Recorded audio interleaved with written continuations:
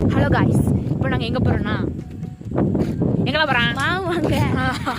அது லேட்டாக சொல்லுவா. நாங்கள் வந்துட்டு மாவு வாங்க போகிறோம். கீழே சாக்கடை கிடக்கு, சாக்கடை கிடக்கு.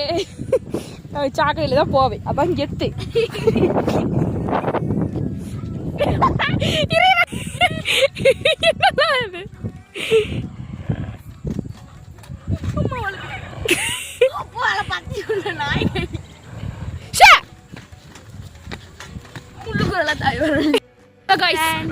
நான் சொல்ல போறேன். ஹலோ காய்ஸ், உங்களுக்கு முக்கியமான விஷயம் சொல்லணும். இப்போ வந்துட்டு இடியுடன் மழை வரப்போகுது, மழையுடன் இடி வரப்போகுது. இந்த விஷயத்தெல்லாம் என்ன தவிர உங்களுக்கு யாருமே சொல்ல மாட்டாங்க. அதனால உடனடியே எங்க சேனலை சப்ஸ்கிரைப் பண்ணுங்க. ஆமா காய்ஸ், என்ன மாதிரி நியூஸ் வாசிக்கிற ஸ்டூடெண்ட்ஸ்லாம் உங்களுக்கு பிடிக்குன்னா மறக்காம கமெண்ட்ல சொல்லுங்க. ஹலோ காய்ஸ், நம்மளுக்கு மிகப்பெரிய ஏமாற்றம். வீடு பூட்டி கிடக்கு. இன்னைக்கு நம்மளுக்கு மாவு இல்லை. பள்ளிவாசல ஹதீஸ் கேட்க போயிட்டாங்க அந்த பெரிய பாட்டி. நாங்கள் எங்கே போகிறோன்னா மாவே கிடைக்கல எங்களுக்கு. நாங்கள் வந்துட்டு வெட்டியே சடி தீட்டு வந்துட்டு மறுபடியும் சுற்றிட்டு போகிறோம். எதுக்குன்னு தெரியுமா? சும்மா. ஹலோ ஃப்ரெண்ட்ஸ், நான் இப்போ எங்கே போய்கிட்டு இருக்கேன்னா, நான் தாத்தா சூப்பர் மார்க்கெட்டுக்கு பிஸ்கெட் வாங்க போகிறேன் 8 ரூபாய்க்கு. ஓகே, எங்கள் அக்கா மெண்டல் டான்ஸ் ஆடுறான். நாங்கள் மாவு வாங்க போனோம்.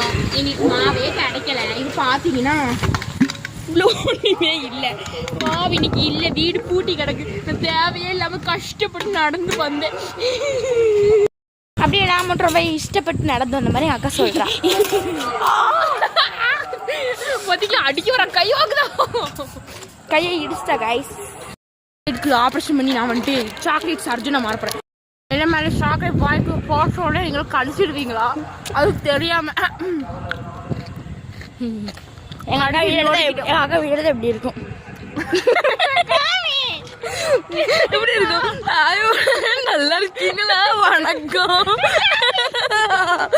நல்லா இருக்குண்ணா. என் மூஞ்சி இப்படித்தான் நான் ஒன்னி மாதிரி வந்து ஒட்டணும்.